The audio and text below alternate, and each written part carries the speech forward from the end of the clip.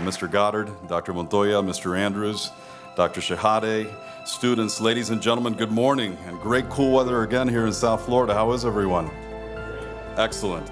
This is the Mike Fernandez Global Business Leadership Series at your Miami-Dade College. I'm Juan Mendieta, the Director of Communications here at Miami-Dade College, and on behalf of our more than 120,000 students, welcome to Miami-Dade College, a place we affectionately call Democracy's College because it gives everyone with a desire to learn and improve their lives access to high quality and innovative higher education. This morning, we're extremely proud to present the very latest installment of the acclaimed and popular Mike Fernandez Global Business Leadership Series.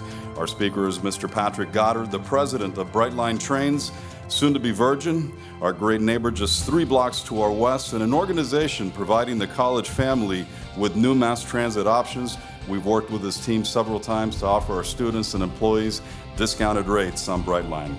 Mr. Goddard will be formally introduced in just a moment by my colleague, Dr. Rana Shahade, Miami-Dade College's Dean of Global Business, Trade, and Transportation at the Fernandez Family School of Business, who will also lead today's conversation right here at MDC's renowned entrepreneurial training hub, the Idea Center. And I thank our host, Romy Bhatia, the Executive Director, for once again having us here at the Idea Center.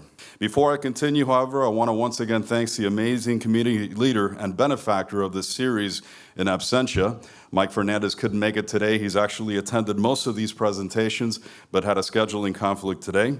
Mike Fernandez is a regular visitor to the college and whose name graces our renowned business school, and he's the generous funder of this series. It's Mike's support over the last 2+ years that has allowed us to bring to our students and to the community Dr. Bernard Meyerson, Chief Innovation Officer at IBM, Mr. Laxam Narasimhan, President of PepsiCo Latin America, former U.S. Ambassador Donna Reinach, the VP at Boeing, Mr. Eduardo Cuello, the Regional President for Latin America and the Caribbean for Visa, Mr. Cesar Cernuda, the President of Microsoft Latin America, Craig De Souza from Facebook, Josh Leibowitz from Carnival, SAP's Claudio Muruzabal, Cisco's Jordi Botifol, Ojilon Almeida from Western Union, Jeff Kratz from Amazon, Carlo Enrico from MasterCard, and today, Mr. Goddard. What a lineup of thought leaders. Students, I hope you're taking notes today. This has been so insightful on best practices, team building, and thought leadership. And now it's my pleasure to hand things off to my colleague, Dr. Rana Shahade. Dr. Shahade?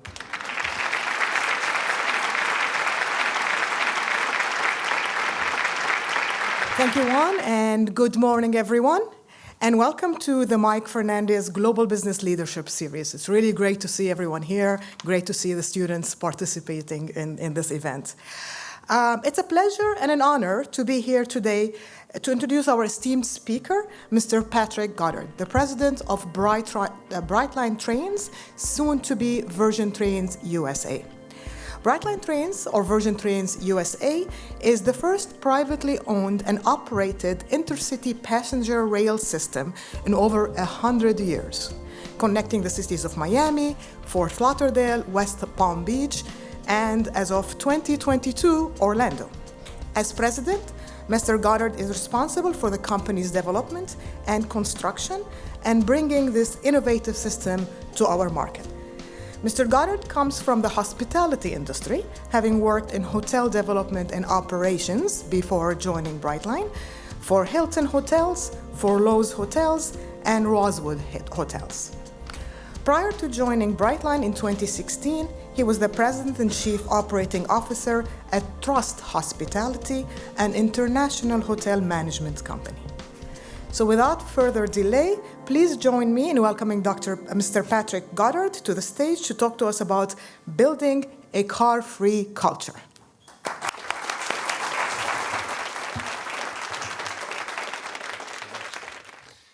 Thank you so much for the warm welcome. It's really an honor to be here this morning. I think I just got promoted to doctor.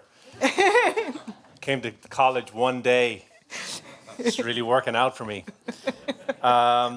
So I'm really delighted to be here this morning. I want to thank Miami-Dade College, Dr. Montoya, and your entire team for welcoming me and giving me the opportunity to speak to this group today. we're very excited about what we're doing and what we're developing here in South Florida. And I'm excited to share it with you. And we're gonna talk a little bit about building a car-free culture. Before I do that, I wanted to play a short video that'll just give you, for those of you who are not familiar, well, let me just ask quickly, how many people have ridden on Brightline in the room? Not bad. Not good enough, though. We need to work on that. So I'm going to play a quick video that'll just give you a high-level overview of what Brightline is, and then I'm going to run through a presentation. Our story begins in 1885 when American industrialist Henry Flagler, already well known for establishing Standard Oil alongside John D. Rockefeller, set his sights south and moved to Florida to pursue interests in real estate development. He would quickly become the driving force behind the growth and development of what is now the nation's third largest and most visited state. Fast forward to 2007, when all of Flagler's businesses, now collectively known as Florida East Coast Industries, FECI, were purchased by Fortress Investment Group. Given the growing congestion on Florida's major highways, especially I-95, it didn't take long for the team to recognize the opportunity to leverage existing rail infrastructure to connect Florida's cities with passenger rail. In 2018, after 3 years of construction, we opened Brightline, the nation's first privately funded high-speed passenger rail system. Our first route travels between Miami and West Palm Beach with a stop in Fort Lauderdale. Passenger rail, a transportation modality largely neglected for the last century, was suddenly revitalized in America. Contemporary cultural trends have made this new travel option all the more compelling. Increased demand for productivity while mobile, decreased demand for single vehicle ownership, the emergence of ride-sharing to get people to and from train stations, and the general trend towards safer, more eco-friendly and experiential travel. By the end of 2018, we were carrying 100,000 passengers a month and had already become a critical component of the transportation network in South Florida. Our next step is expanding our Florida system to Orlando, with additional extensions planned for Disney World and Tampa. Our model has already proven successful in other markets where routes are too far to drive but too short to fly, where capture rates of the travel market average 20% and profit margins 50%. The second facet of our business model is the development of transit-oriented real estate. With the increasing urbanization of the U.S., people are seeking transit-oriented developments where they can live, work, play, and have access to great transportation. Our first planned expansion outside of Florida is Southern California to Las Vegas, a market which, like Florida, is a huge and congested route with 90 million visitors, 15 million residents, and over 50 million trips per year. Here we'll cut travel time from nearly 3 hours to just 90 minutes, all for less than the cost of gas and parking. Brightline, which will soon be known as Virgin Trains USA, is positioned as the most comfortable, reliable, fastest, cheapest, productive, and safest way to get people between highly populated cities that have congested corridors. We're positioned to transform regions and create connectivity between cities that was previously thought impossible.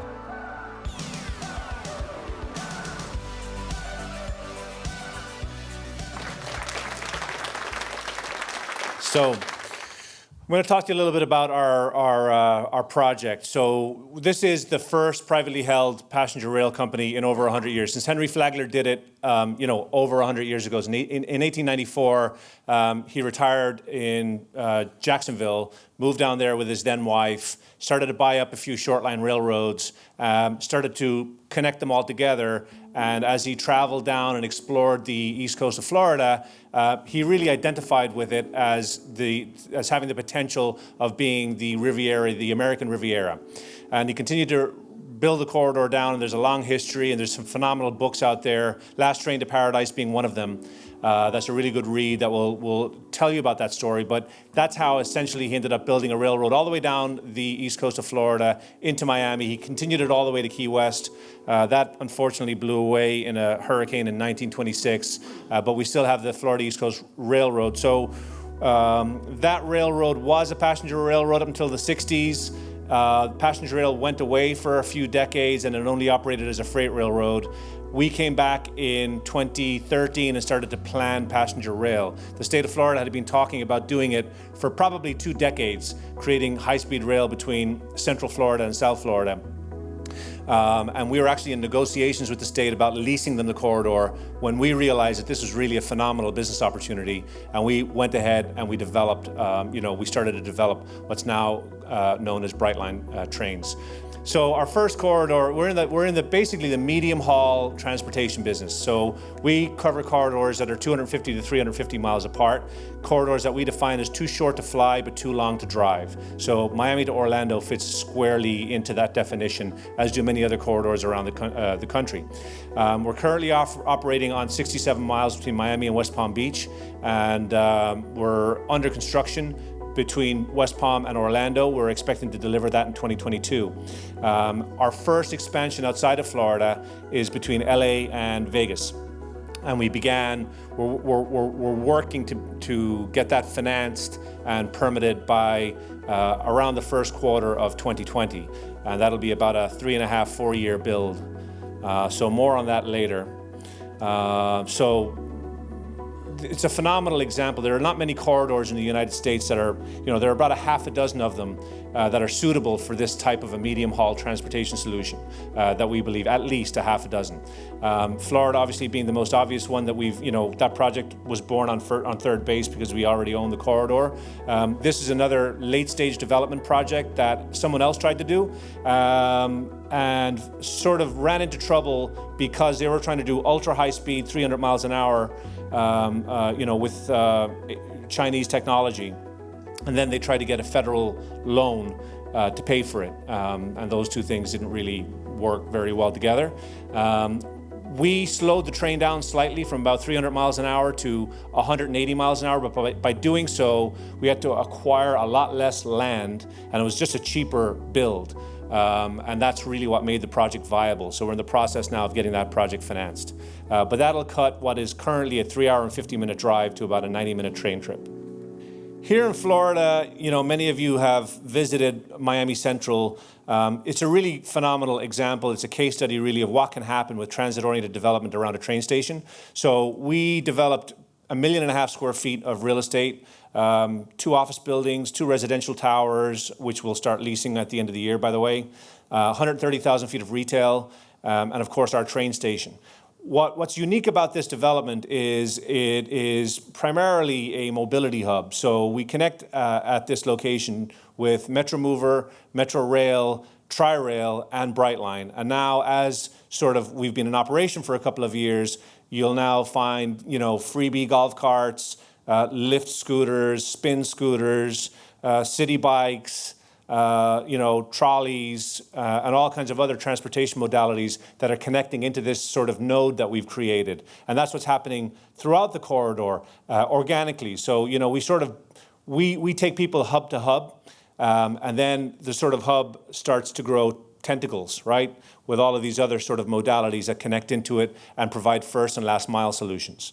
But as we've built this, and this is very typical in other markets, if you look around the world at Italo, if you look at transit systems in San Francisco, if you even just look at the Metro Rail in South Miami and the amount of development that's now happening around the Metro Rail stations, the U.S. is starting to trend towards urbanization. More and more people want to live, work, play in the same area, and in order for that to work, they need mobility. But once you provide mobility, you see an increase in development. We've seen thousands of apartments and retail go up since we developed our station here in Miami, and that's what's happening in other markets that we're developing in as well. We started construction in late 2014. We opened in late 2017, so it took us 3 years to build the 67 miles between Miami and West Palm Beach, and it'll take us another 3 years to build between West Palm and Orlando. That's like light speed for an infrastructure project of this scale. It's about a $5 billion spend. We opened the business in January of 2018. We've carried over, so we passed 1 million passenger mark in last May. We are seeing 30 to 40% growth quarter over quarter as we continue to penetrate this market. And that's very typical for transit systems like this. If you look at the Acela, for example, in the Northeast, which now carries about 12 million passengers a year, their first year they carried under 500,000. We beat them by 100,000 in our first year. We're happy about that. So we think there are several corridors that fit this criteria around the United States. So as the US starts to think differently about living car-free and getting out of their cars and alternate means of mobility, we think that high-speed rail is a phenomenal medium-haul transportation alternative. And these are some of the markets that we think would be prime targets for us. as we sort of continue this evolution and penetration of the market. Obviously Florida and LA to Vegas, but we're looking at Dallas, Texas, Houston, Atlanta to Charlotte, Chicago to St. Louis, and there are several other corridors that we think are highly opportunistic and fall into that same sort of category. So talking about being car-free in this market, you really want to, if you look at some of the data that's out there, people want to live in more urbanized areas. So today, 55% of the United States lives in an urban area, which means they are all kind of living on top of each other, right? They don't want to be in these suburban areas where they have to commute for 30, 40, 50 minutes, an hour and 20 minutes to get to where they want to live and work and play. So we're seeing this trending upwards, and by 2050, almost 70% of the United States will be urbanized. This sort of poses new challenges. There's pros and cons to this, but from a mobility perspective, this is going to continue to drive people out of cars, out of single vehicle ownership. You're hearing about it already. Developers are trying to figure out what they can do with parking garages, over the next 20 to 30 years, because when you live in this kind of an environment, provided the right mobility solutions exist, you don't need a car. You don't need to own a car. So if you think about the trends in the United States and globally, as it relates to car travel, I mean, here in Florida, we all sort of, does anybody live up in Broward or have to drive on 95 in the morning? A handful of folks. So average speeds on 95 are now down to 33 miles an hour, and it's continuing to get worse. Travel preferences are changing. We now spend about 3.5 hours plus on our mobile devices every day. So when we're driving, that's time that you're not using your brain. It's time that you can't be on your phone. It's time you can't be productive. So people are understanding that and looking for a different way, a more productive way to spend their time when they're traveling. 5 years ago, if you told me that you didn't want to drink and drive to a restaurant, and I told you, don't worry, I'm going to have a stranger come and pick you up, you would have told me I was nuts. But there's 14 billion rideshare trips last year, right? So rideshare didn't exist 5 years ago. Micromobility, there's 24 scooters outside of our station in Miami. That didn't exist either, a couple of years. I mean, we're talking 18 months. That sort of phenomenon is promulgated. And we'll talk about some of the other trends that are out there and how that environment and landscape is changing over time. But the ability to get to and from a train station has completely changed over the last 5 years or so. The growing roadway congestion obviously contributes to that. Traffic congestion costs, as of 2018, $300 billion a year. We spend about 42 hours on average as Americans in traffic every year. In Miami, that's 65 hours a year on average. Huge, colossal waste of time. It's also unsafe. It's dangerous. Here on I-95, there are 50,000 accidents a year. There are 3,000 deaths. And it just continues to get worse. And we can't build more asphalt.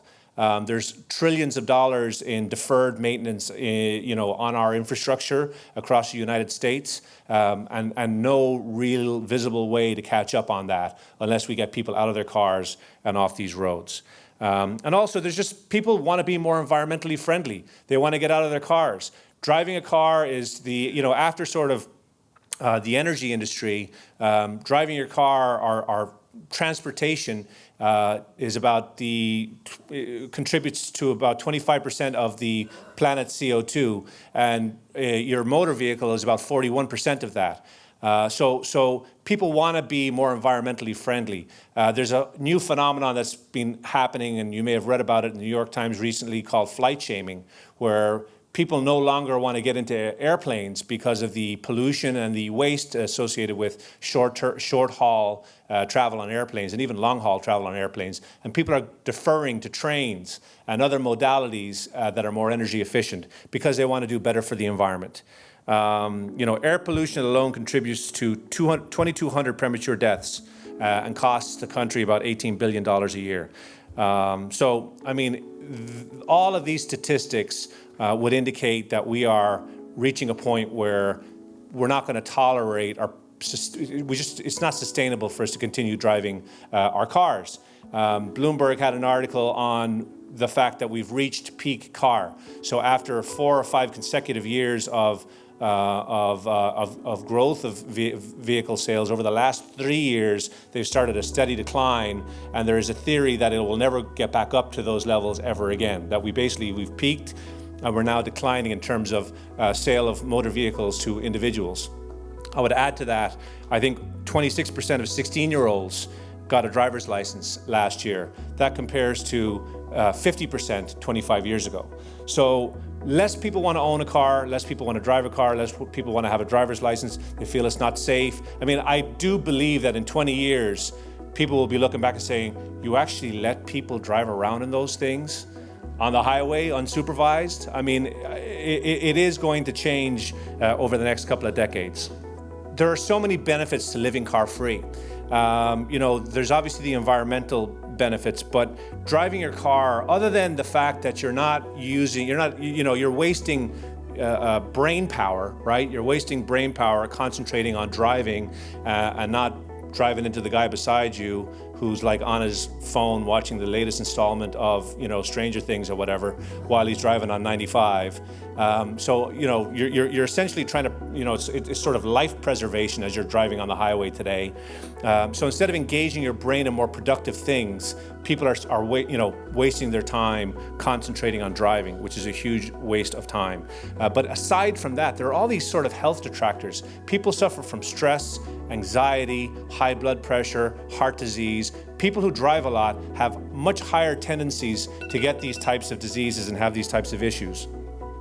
So it really is, time for us to look at alternates to traveling by car. And you can see around the world, there's already cities that are banning cars in certain parts of their central business districts. And it's not going to be long before we start to see that happening across the United States as well.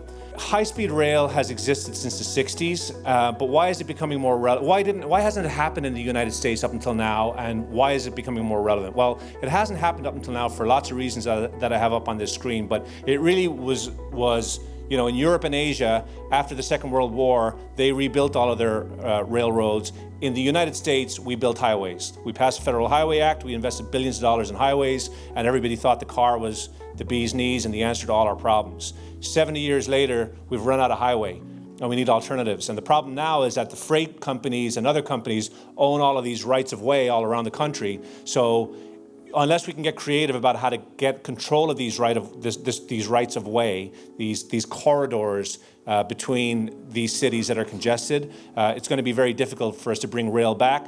But we have identified corridors where we can do this, such as Florida, such as LA to Vegas, and some of these other corridors. So there is an opportunity for us to bring high-speed rail to the United States as a private sector entity. I mean, how many people think about trains as money-losing, as colossal money-losing sort of resource-sucking things? Commuter rail, I would agree, it is, because you've got lots of stations, lots of trains, lots of staff, lots of labor, costs a lot of money, and you've got these very low subsidized fares. High-speed rail, express intercity rail service, fewer stations, fewer trains, less labor, and you can charge higher fees, particularly when you're doing it in the private sector. So for us, when we build a corridor, you look at Miami-Dade right now is looking to extend the metro rail about 10-15 miles north of where it's currently going. It's going to cost about $1.9 billion, and it'll cost about $40 million a year to operate. These types of corridors, so $1.9 billion for about 15 miles. We will build this corridor between Miami and Orlando for less than $5 billion. Okay, that's 235 miles, and it'll generate earnings of roughly $500 million a year. The Acela in the Northeast, everybody thinks of the Acela in the Northeast as part of Amtrak. The Acela actually makes $500 million a year in profit. The only problem is the rest of Amtrak loses $500 million in profit. But these intercity rail projects are profitable, and that is excluding the transit-oriented development and all the other ancillary revenue opportunities. So we think that high-speed rail is going to be the answer for medium-haul travel in a car-free culture. We think it's going to be highly, impactful and positive for the economy. It's going to have, you know, phenomenal environmental implications, and we think it's really going to be a part of the transportation ecosystem of the future. So as we think about the future of travel, on the way over here, I walked over here, by the way, I passed the Paramount, and they have a model of a taxi drone in front of it. You guys see that? It's really cool. I mean, it's not science fiction anymore. Like, it's not the Jetsons anymore. These new modalities are starting to become more popular. As I said, micromobility didn't exist 18 months ago, and now they're talking about, you know, mini robots and having personal robots bringing you around, bringing your food around. You know, I think that it's going to be, we're talking about Hyperloop, and I'm sure we have some questions on that, but I really think that, you know, the environment, the landscape is really changing and will continue to change over the next couple of decades. So the future's carless. Get out of your car. That's my presentation. Thank you.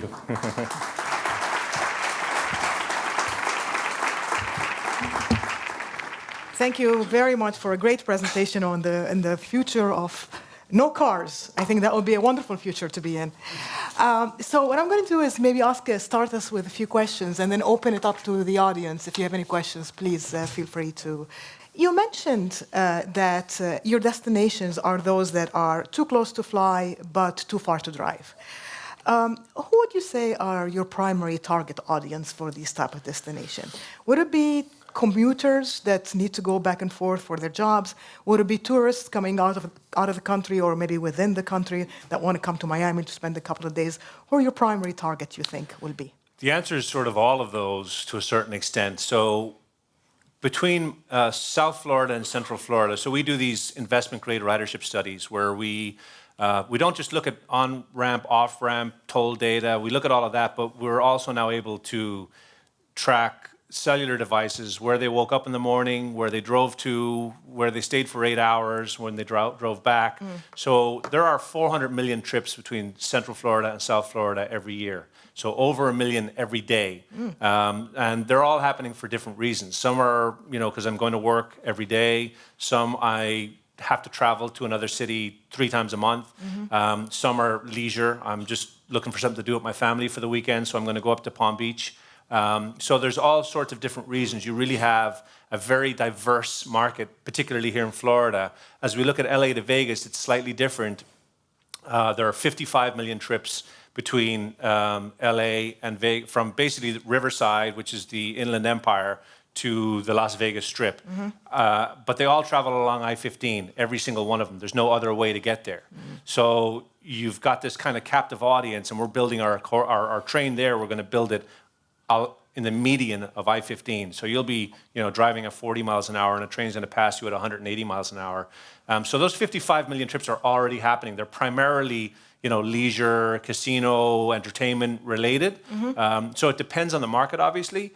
But, you know, you look at, so we in Florida, I'd say we're looking at 50-50 leisure versus business. Okay.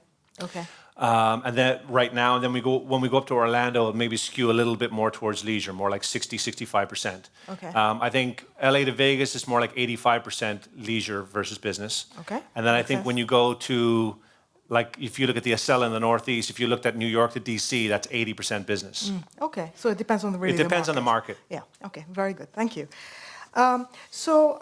What Virgin Train, Brightline Virgin Trains is the first company, privately held company, to operate here in over 100 years, as you mentioned, which is quite a bit long period of time. And the reason for that is the very high capital investment and the infrastructure cost to build something like that.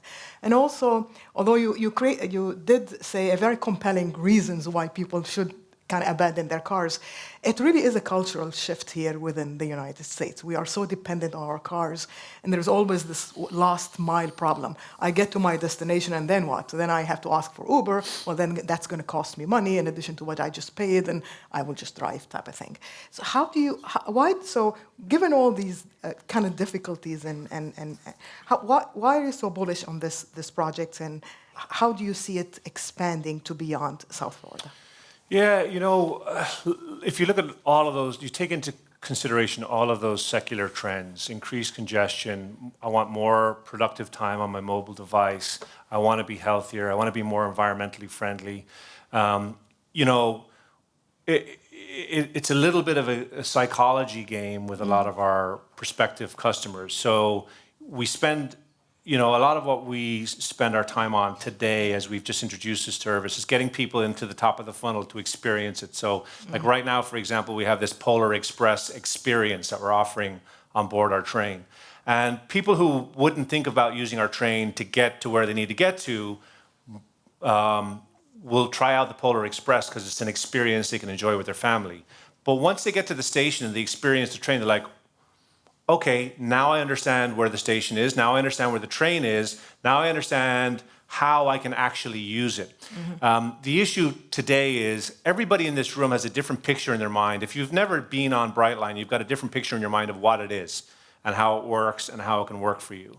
And generally speaking, like, you know, public transportation, public transportation is sort of, you know, late, it smells bad, and there's usually strange people on it. So that's people's perception of public transportation. Yeah. And, you know, we work a lot with Miami-Dade Transit and other agencies in the other counties about how do you think differently about providing a better experience so that perception changes. But we need people to have a, you know, so because all of those are first and last mile providers as well. Bus services, and making those public transportation options, and there's also the private providers like rideshare and scooters and so on. Making all of those, first of all, giving people a lot of options, making sure that there are affordable options, making sure that the experience is positive, and then making it easy from a transactional perspective. So it's not just about the actual physical logistics of, okay, I got to drive to the Brightline station, park my car, get on the train, get off in Miami Central, take a scooter 3 blocks to my office. Like, I want to figure out, help me figure that whole thing out. Because, by the way, like, we're increasingly lazy and we don't want to research anything really and truly and how to figure out how to do these things. So if I can do that whole thing, if I can sort of, if the app becomes more like a personal mobility app, this is an idea for somebody, by the way, if somebody needs to do this. For those business students out there, partner with your IT counterparts. You know, and there are some people trying to do some things like this, but we need a personal mobility app that can get you from point A to point B and handle the entire transaction. So that I don't have to think about it, and I don't need like 5 different passes and tickets, and I'm like rooting around for here's my Brightline, where's my Metro Rail card, and so we need to make it easier for people. So currently what we're doing is we're educating people. We have, from a marketing perspective, we have content series that educate people on, like, if I live in West Palm Beach, how do I get to downtown Miami, or how do I get to Brickell, or if I live in Brickell, how do I get to the train station and go to, you know, Worth Avenue in West Palm. So we're doing all of that, but there's no substitution for getting people to experience it. And that's how we're doing it. We're getting people on board the train via direct sales efforts, and we're getting people on board the train via the experiences that we're selling. So we're getting them in sort of through the top of the funnel as a leisure customer, and then we're sorting out where they belong after that. So with all of that, are you seeing increasing number of repeat customers? Yeah, it's actually, so about 50%, every month, our repeat goes up. So right now, I think our repeat's about half of our total ridership. And then the other half is new to system. And the folks who've been, there's some folks, we track a number of different cohorts of customers. We kind of have I've ridden 3 times or I've ridden 10 times, and we track them over time. And the 10+ bucket keeps on growing steadily every single month. And that's a very good measure for the experience and the positive experience people are having. And then we just see all the little pockets, like whether it's commuters that grow, kind of, you know, we pick up another 50 to 100 commuters every month. We have a corporate travel program that people participate in, you know, so you get 40 companies sign up, and they've got 5,000 people who are enrolled, and they started off riding, you know, 0.5 times a month, and then it becomes 0.75 times a month. And, you know, all of these little pockets start to gradually grow. But it's happening, you know, it's happening over time. It's adoption. You look at Italo, Eurostar, Acela, you look at any of these services, you're changing habits. It's like you know, Uber analogy that I used earlier, right? Nobody believed that strangers would be driving them around 5 years ago. You know, and everybody remembers their first time, you know, they used an Uber, right? It was a bit of an adventure and it was a bit exciting. You didn't really know what it was about, but now it's kind of like, going to the grocery store and picking up milk. It's just sort of like something you do. Yep. So folding this type of modality and thinking differently about how you travel, it takes time for people to change their habits, and that adoption is happening. We're prying their white-knuckled hands off their steering wheel, one customer at a time. That's great. And also, those stations that are in various different places are creating a lot of benefit to the local economy and the local community. I did take the train to go to West Palm Beach, and I remember when it was maybe almost 6-7 months ago, they were building quite a bit of restaurants and areas for shopping for people within a walking distance of the station. Yeah. So what type of, can you share with us maybe examples of benefits to the local economy as you expand? I believe that you're expanding also to stations in Aventura and in Port Miami. That's correct? right. That's right. Yeah, I mean, these stations are, they every single one of them are generators of new development. So, in West Palm, we happen to be coming into what was then called City Place, which I think as of like this weekend is now called Rosemary Square. The related group invested a couple of $1 billion, and I'm not going to tell you that we're going to take credit for that, but certainly the fact that the train pulls right into their development was certainly a contributing factor for them. Our neighbors right here, World Center, we're part of their marketing collateral as well. People understand that with mobility, you're going to create this hub, you're going to create this activity, and you're going to create this very easy access. They used to say, and it's going to invite people from different markets into your market. So you now have new opportunities to expand your client base. So if you're a restaurant, you can now attract people from other cities. If you're, a real estate agent or you sell pharmaceutical supplies, now you can contemplate marketing in 2 or 3 different markets versus your own market. This kind of psychological barrier that we have in our minds between the 3 counties, particularly here in South Florida. I always tell the joke of, there's 2 things you can see from outer space: the Great Wall of China and the Broward Miami-Dade county line. And people don't, people just don't think about going for dinner on Las Olas, or, going to have brunch up at Restoration Hardware in West Palm Beach, or they don't think of those things as like, they think about it for a second, like, oh my God, I can't deal with 95. So these developments spur significant economic activity because, we see it. We've seen it here in Miami, and I'll tell you, like 4 years ago, if you were looking at where our development was going to go, it was like a bunch of parking lots, and you had to convince people to believe that this was going to be something special. And there were some people who believed at that point. But as you progress and as the buildings go up and as the trains start to pull in and as, people start walking in and out and you see like 250 people getting off the 8 a.m. train, you're like, holy shit, this is happening. This is real. It's great. More people want to get on and get in and, invest in retail and get an apartment and do all these other things. So it's so interesting to watch that unfold over time. I was in Boca last night. We have a vote on December 10th to sort of finalize building a station in Boca. And we've finalized a deal with the city of Aventura. And these are phenomenal deals for those communities because for like the low price of $70-80 million, they get to connect to a $5 billion system. And I think that's, it's an incredible opportunity for us to leverage our infrastructure to provide mobility for a community along the corridor. And for them, that's going to spur a tremendous amount of economic development for them. As I go into these communities and I meet with whether it's community leaders or business leaders, they're so excited and they're thinking about this is a way that I can attract new employees. This is a way that I can attract new customers. This opens me up to new markets. It generates just a lot of interest. That's wonderful. That's really great to hear. Yeah. All right. So with that, I have many other questions that we could sit here forever and talk. But I do want to open it to the audience if anyone has any questions. Good morning. Patrick, I'm Steve Dutton. I lead a nonprofit called Avenue 3 Miami. My question has to do with the infrastructure that you've mentioned, of course, and the better-known concerns now, certainly in South Florida, of sea rise. What impact will that have on your operations long-term? Because obviously, you, unlike moving a highway or building it higher, you're going to have a huge issue with regard to the structure of rails. So I'm just curious what thinking your company has in regards to that. Thanks, Steve. So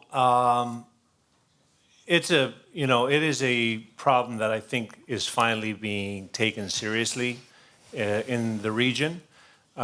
And obviously many measures and resources are starting to become allocated to solving this issue for the region.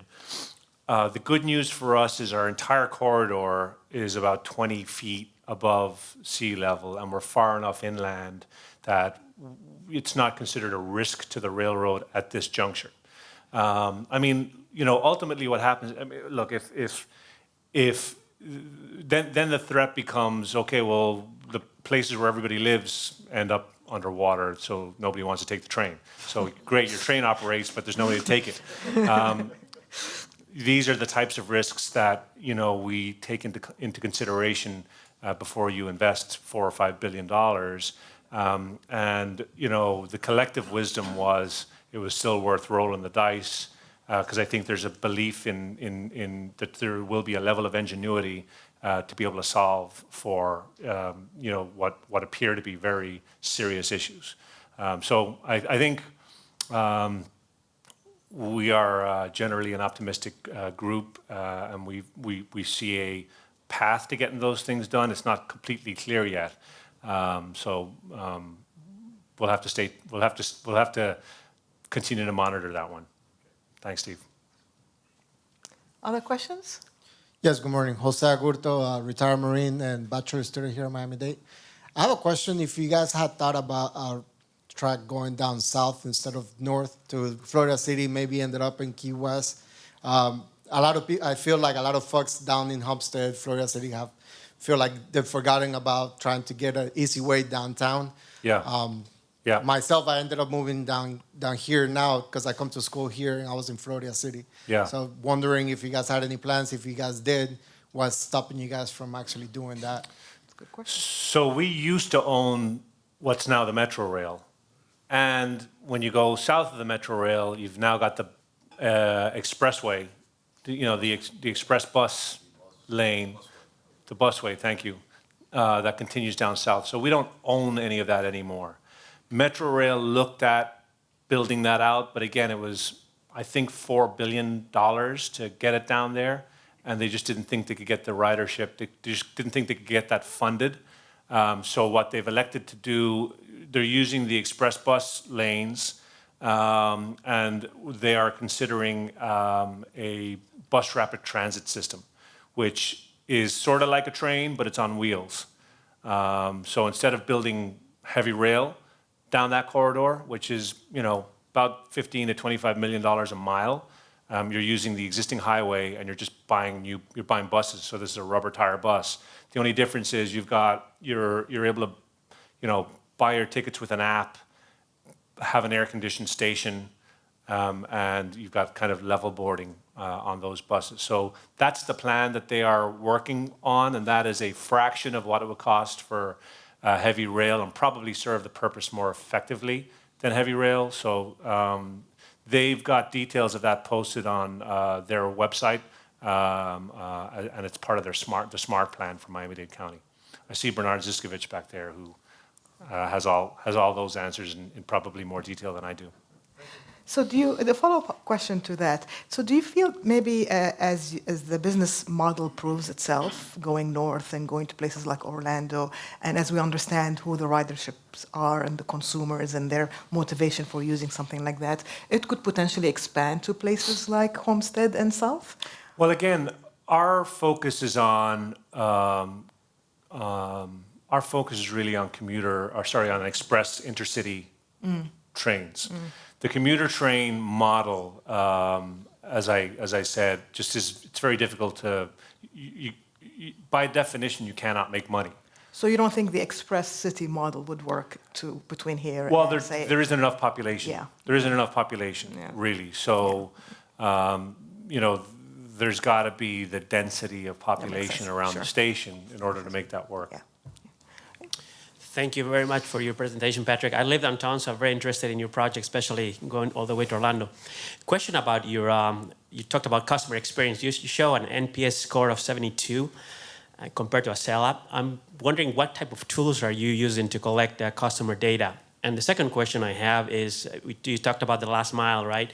Are you guys looking to have some type of partnership with Disney to maybe offer a complete package for someone that, a family in South Florida that has the season pass, and they could have, not door to door, the last mile is difficult, but maybe starting from Brightline, but all the way to Disney? Yeah.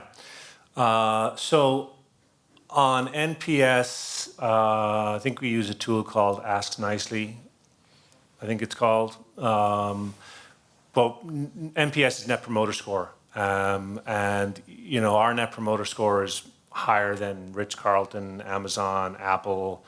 It's way up there. I mean, I'm a ex-hotel person, and we've built this in a way, I talked about the importance of the experience for public transit and even private mobility providers. The experience matters. People care about the experience. People care about architecture. People care about interior design. People care that it doesn't smell bad, that it's clean, that people are nice, that people smile, that people are helpful. People care about all those things. And that gets overlooked in a lot of transportation modalities and a lot of transportation providers. We have purposefully focused very much on that, and it's very much part of our DNA to provide a high level of service. We refer to our customers as guests. We've hired a lot of the people who are involved in the kind of front end of the business from the hospitality industry, from the theme park industry, from stadiums. So that's a big focus of ours. But we use a number of different tools to measure that. We obviously do lots of social monitoring. We use a tool called Ask Nicely. We send email surveys to people. There's another company called Unifocus that does sort of mystery shops. So we have a lot of tools that measure the effectiveness of our recruitment efforts and training. Because, as you know, it's all about hiring the right people. If you're not a nice person, I can't train you to be a nice person. If you're a nice person, I can train you how to, operate a train, serve a cup of coffee, clean a toilet. But if you're, not a nice person, it's difficult to change that. So it starts with hiring the right people and giving them the tools to be successful and training them to do their job well. And that's worked out very well for us. On the Disney, on the door-to-door thing, so we are in negotiations with Disney to actually have a station on Disney proper, on their property. And absolutely, we want to partner with Disney. We've got all kinds of ideas about what that might look like, but we are envisioning a true end-to-end experience where your Disney experience starts at our train station. And then continues on board, and then we take you right to the park. And, we already do things today with the cruise lines where we, allow people to skip the last 70 miles of I-95. They park and check their bags at our West Palm Beach station, and we take them basically all the way to the port. We take their bags to the cabin, and we take them to the port. And we have a bundle that does that, and we're working with a number of the cruise lines on providing that as a service. So really their cruise experience starts at our train station. So, they get on the train station, they dump their bags, we pour them a glass of champagne, they're already on vacation. They don't have to worry about traffic, 95, navigating the port, parking at the port, dropping my kids off, go park, come back, do none of that. They can start drinking in West Palm Beach. We will look to do the same thing at Disney. Hi, I'm Jeff Cohen. I spent about 20 years working to get bicycle facilities built and upgraded in Miami-Dade, including getting them to your station. But now I'm retired and I like riding your train just to have some fun. So just wanted to nag you, since you already own the tracks, any chance of getting up to Cocoa, Daytona Beach, St. Augustine, and Jacksonville? Yeah. Wish I was you. So, yes, from West Palm, we're under construction right now. We actually did a media update last week in Orlando. It's happening. We're fully funded, fully permitted, and under construction on the way to Orlando. 160 miles of track. We go right up the Florida East Coast Railroad to Cocoa, and then we hang a left on 528 and go into the airport. And those last 40 miles are along 528. At the Cocoa Curve, we own a couple of hundred acres, and that's obviously the jump-off point for Port Canaveral. So I think we are very interested in stopping at Cocoa somewhere. We've had discussions with Brevard County about doing that. Going further north with passenger rail, it's really a function of what happens to population growth over the next sort of 5 to 10 years in some of those markets. Like if you ask me today, would I spend another $2 billion to go from Cocoa up to Jacksonville? I'd probably say no, today. But what happens with these things is as you start to extend them, it's kind of like the city grows to meet you, you know? Mm-hmm. So like that's sort of what has happened to us. That's kind of how Aventura happened. That's how Boca happened. That's how, as we kind of got to Orlando, that's how Tampa, sort of got on the table and Disney got on the table. Once they see it's a reality and it's fairly close, and when I say grows to meet you, there's sort of two ways to think about that. One is, over time, the population growth, obviously, but the other is the city sees the opportunity, or the county sees the opportunity, and they get prepared to write a check to help meet you halfway or, subsidize some part of that infrastructure. So Cocoa, yes. Daytona, Jacksonville, maybe later. Yes. Hi, Patrick. My name's Kat Drucker. I'm going to redirect away from Florida for a second, if that's okay. Yeah. I used to live in Vegas, and I've done the horrendous drive that could actually take 8 hours with traffic, Yeah. depending on what time you're traveling. And I'm an optimist. That's why I said 3 hours, 50 minutes. But as someone that used to live in Vegas and would venture out of town a lot just for weekends or to visit friends, I often avoided San Francisco because the drive was too long and I didn't want to deal with flying and flight delays. So I'm curious, how come you guys haven't looked at San Francisco as a natural extension? Yeah.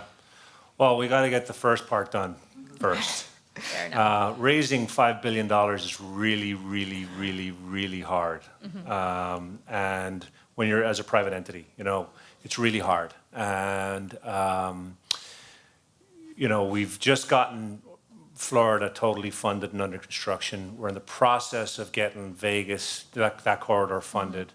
And I think trying to tackle more than two of these at a time from a funding perspective is not realistic at this juncture. However, there's quite a bit of turmoil in California right now as a result of the kind of abandonment of their own high-speed rail project, which, by the way, they were going to spend like about $90 billion on what we spent about $6 billion on, which will give you an idea of like just the power of doing things privately. So I think there are going to be opportunities for us to potentially get involved in some of that high-speed rail need in California, and we're having some real early dialogue about that, but that's kind of we got to get Vegas to LA done first. Got it. Thank you. Thanks. Okay. I know we're running out of time, but one more question, please. Okay. Hi. Regards how much it's like, if you guys have any type of benefits to, let's say, students, or if you're a citizen of the country, to see if you can lower the price to those who use the train to citizens and students, on how much it will be. So you have different plans to build the train stations, the Brightline stations between the states, like different states from the United States. I know, like, actually, right now it's Miami, Florida. You said that you were going to build trains around the different states. And where I'm going to, it's like if you have any plans to see if you can connect those train stations between states to eventually get to, let's say, different countries like Canada or the other border of the United States. Like in Europe, you can connect countries. Yeah. You might be able to connect Yeah. countries on North America too. Yeah, So- okay. So I'll answer your first question. So we actually have commuter passes for students where it's as low as, it's actually lower than $7 or $8 per trip. We have now got an unlimited commuter pass, which is phenomenal value. So if you look on our website at commuter products and corporate products, I see Beth and some of the sales folks in the back. You can talk to them. They can help speak to you about that. But we have tried to make it very affordable, and we have got a program actually with Miami-Dade College, so we can talk to you about that. In terms of connecting, I mean, what we do is we take highly populated city centers that are connected with congested corridors, and we get people from one congested city, one highly populated city center to the next. When you start kind of going cross-country, you may or may not achieve that same objective. You know, like a great example in Europe, obviously, is London to Paris, right? So the Eurostar, it's phenomenal. Nobody would ever fly that anymore. But that's a very unique scenario because of the proximity, population of those cities, and the ability to build a tunnel, and just the need for that tunnel as a result of the amount of kind of traffic that was happening there. There are not any obvious opportunities like that that I am aware of between the US and Canada, or between the US and Mexico, for example. But we're open to ideas. But we got our hands full right now. Thank you. Thank you very much, Patrick. Really Yeah. appreciate your My pleasure. time. Thank you. I love the vision. I love what you guys are doing. I hope that everybody will abandon their cars in the near future and just go with Virgin USA trains. Thank you so much. Right, thank you. Get out of your car. Thanks a million. That's great.